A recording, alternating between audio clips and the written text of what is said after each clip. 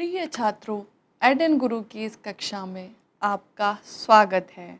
मैं पूजा उपाध्याय, आपकी गणित विषय की अध्यापिका, आपको लेकर चलती हूँ एक बिल्कुल नए अध्याय में और उस अध्याय का नाम है भिन्न।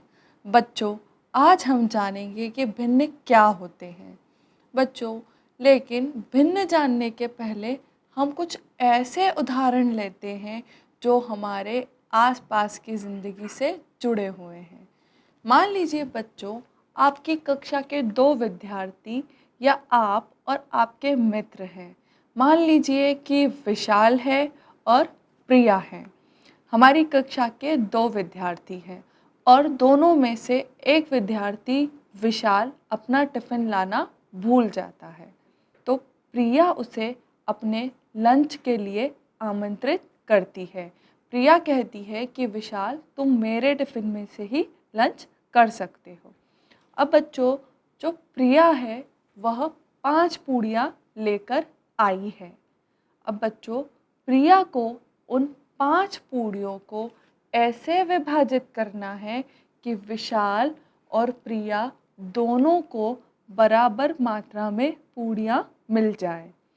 अब बच्चों, हमारे पास मान लीजिए कि 5 पूड़ियाँ हैं। अब हम उन्हें कैसे विभाजित करेंगे? विशाल और प्रिया दोनों के सामने एक समस्या आ गई।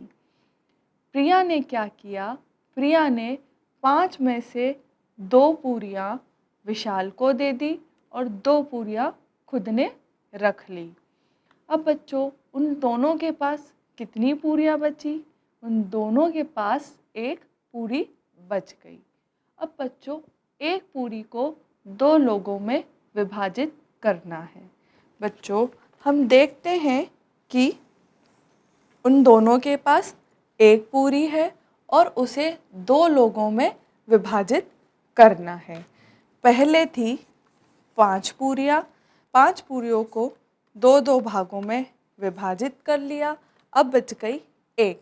अब बच्चों, प्रिया ने क्या किया? प्रिया ने एक पूरी के 2 हिस्से कर लिए और आधी पूरी विशाल को दे दी और आधी खुद ने रख ली। बच्चों, इसी दौरान विशाल के मन में एक प्रश्न आता है।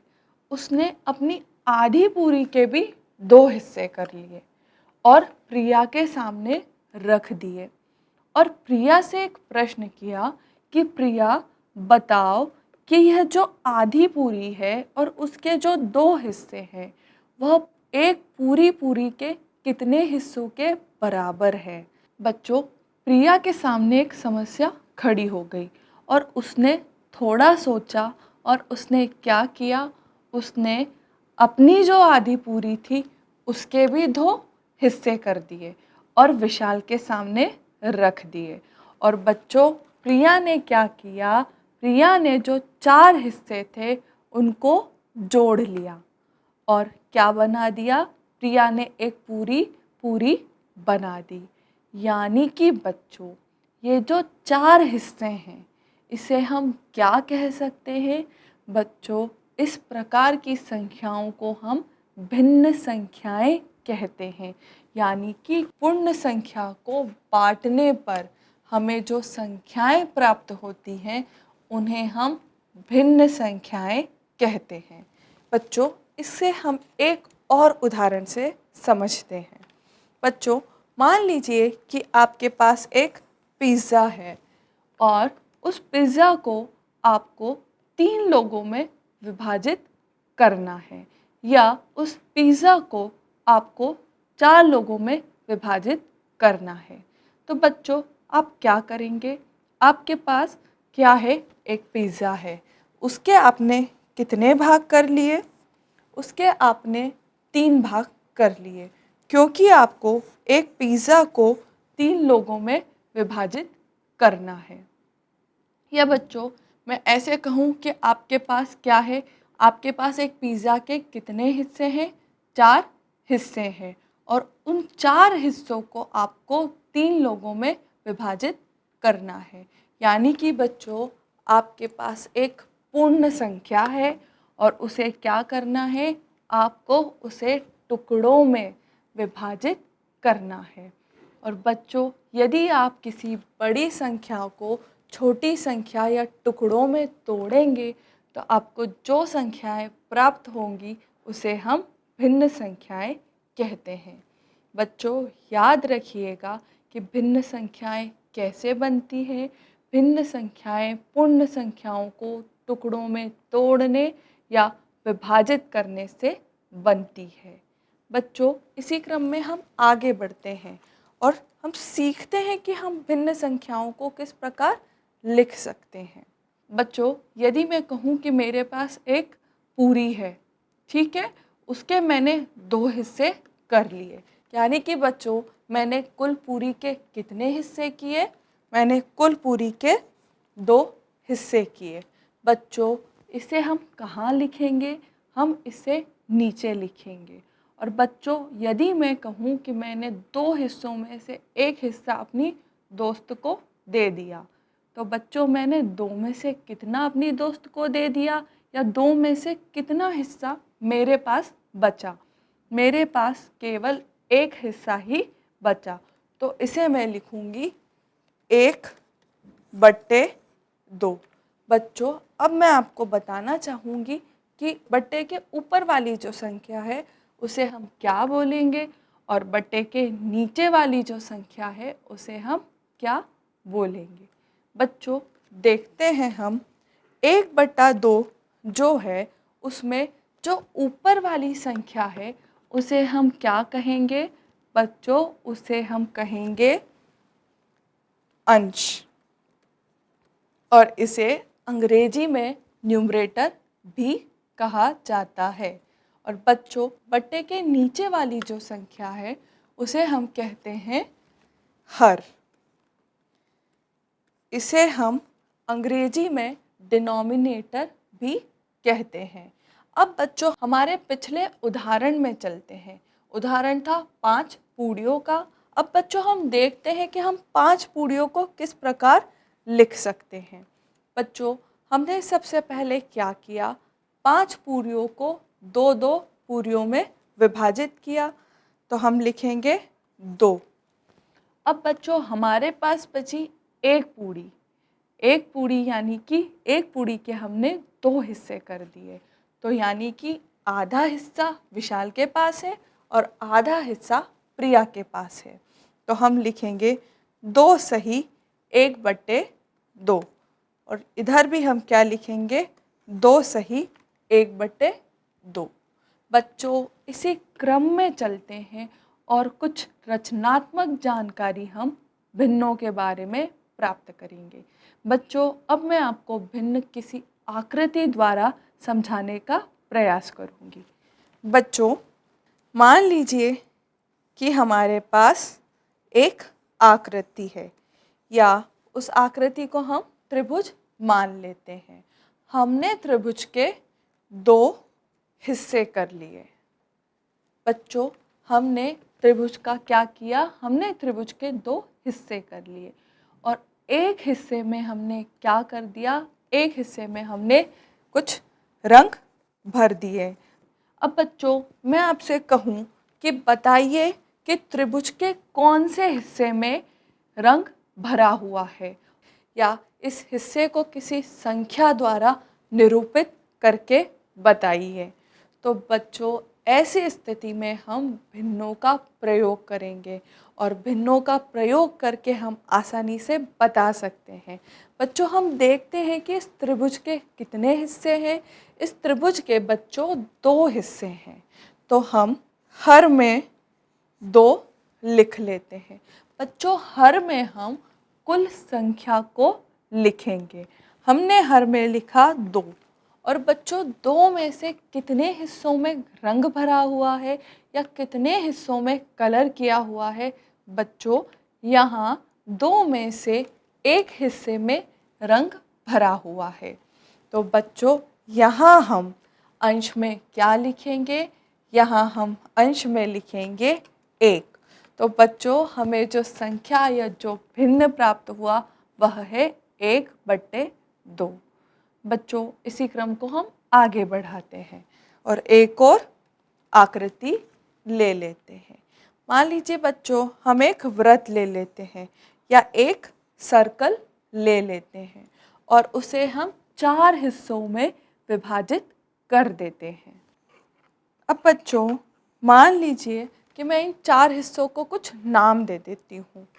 1, 2, 3 और 4। मान लीजिए बच्चों, अब मैं पहले हिस्से को और तीसरे हिस्से को किसी कलर या किसी रंग से दर्शा दूं।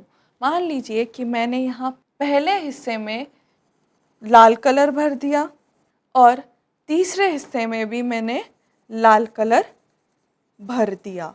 या बच्चों, मान लीजिए कि इस व्रत को हम आपका पिज़्ज़ा मान लें और बच्चों, यदि मैं कहूँ कि मैंने इस पिज़्ज़ा को 4 भागों में विभाजित कर दिया, तो सबसे पहले आप क्या देखेंगे कि इस पिज़्ज़ा के कितने भाग हैं। हम देखेंगे कि इस पिज़्ज़ा के 4 भाग हैं। तो बच्चों, 4 को हम कहाँ लिखेंगे? 4 को हम बट्टे के नीचे लिखेंगे और उसे हम कहते हैं हर, या यूँ कहें कि हम 4 को हर में लिखेंगे। और बच्चों, यदि मैं आपसे कहूँ कि पिज़्ज़ा का पहला हिस्सा और तीसरा हिस्सा मैंने अपने 2 दोस्तों को दे दिया, तो बच्चों अब बताइए कि मेरे पास कितना हिस्सा बचा, या यूँ कहूँ कि मैंने कितना हिस्सा अपने दोस्तों को दे दिया। बच्चों, जब मैं इस चित्र में देखूंगी तो मैं पाऊंगी कि पहला हिस्सा और तीसरा हिस्सा यानी कि कुल 2 हिस्से हमने अपने दोस्तों को दे दिए। तो बच्चों, मैं अंश में क्या लिखूंगी? मैं अंश में लिखूंगी 2।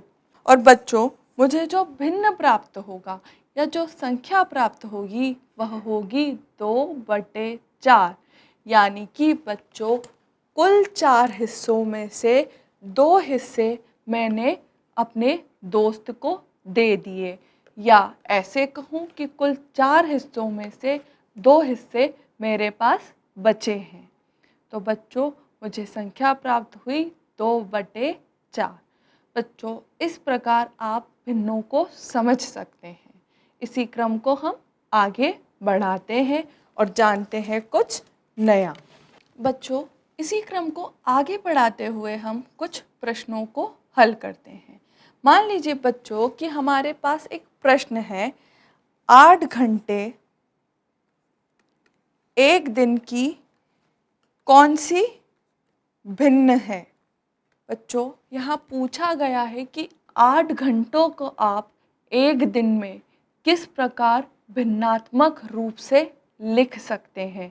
यानी कि बच्चों, हम सबसे पहले प्रश्न को समझते हैं। हमारे प्रश्न में बोला है कि हमें 8 घंटों को एक दिन में बट्टों द्वारा समझाना है। बच्चों, सबसे पहले हम यह लिखेंगे कि हमें क्या दे रखा है। हमें दे रखा है कितने घंटे? 8 घंटे। और पूछा है कि एक दिन की कौन सी भिन्न है।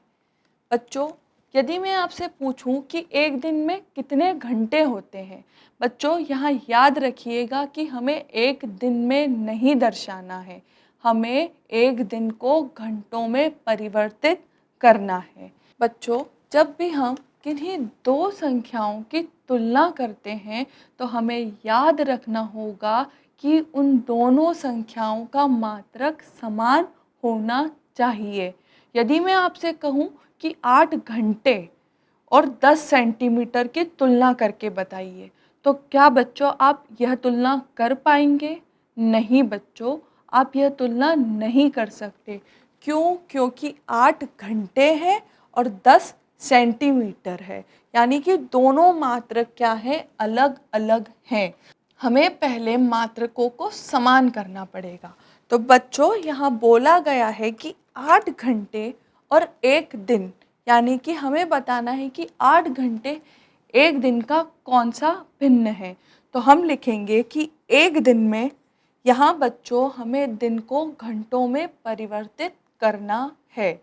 हम लिखेंगे कि एक दिन बराबर कितने घंटे? क्या आप में से कोई मुझे बता सकता है? अच्छा प्रिंस, आप बताइए। कि एक दिन में कितने घंटे होते हैं? मैम 24 घंटे। बहुत अच्छे। प्रिंस ने बताया कि एक दिन में 24 घंटे होते हैं। तो बच्चों हम लिखेंगे एक दिन बराबर 24 घंटे।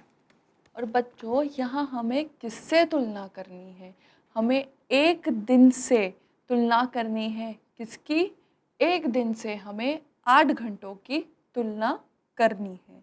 बच्चों तो ऐसी स्थिति में हम क्या करेंगे? हम जो बड़ी संख्या होगी जिससे हमें तुलना करनी है उसे हम बट्टे के नीचे लिखेंगे, यानी कि हम उसे हर में लिखेंगे। तो बच्चों हमारे पास यहाँ बड़ी संख्या है 24, तो हमें क्या करना है? 24 से 8 घंटों की तुलना करनी है। तो बच्चों यहाँ हम हर में लिखेंगे 24 और अंश में लिखेंगे 8। यानी कि बच्चों हमारा प्रश्न था कि बताइए 8 घंटे एक दिन का कौन सा भिन्न है।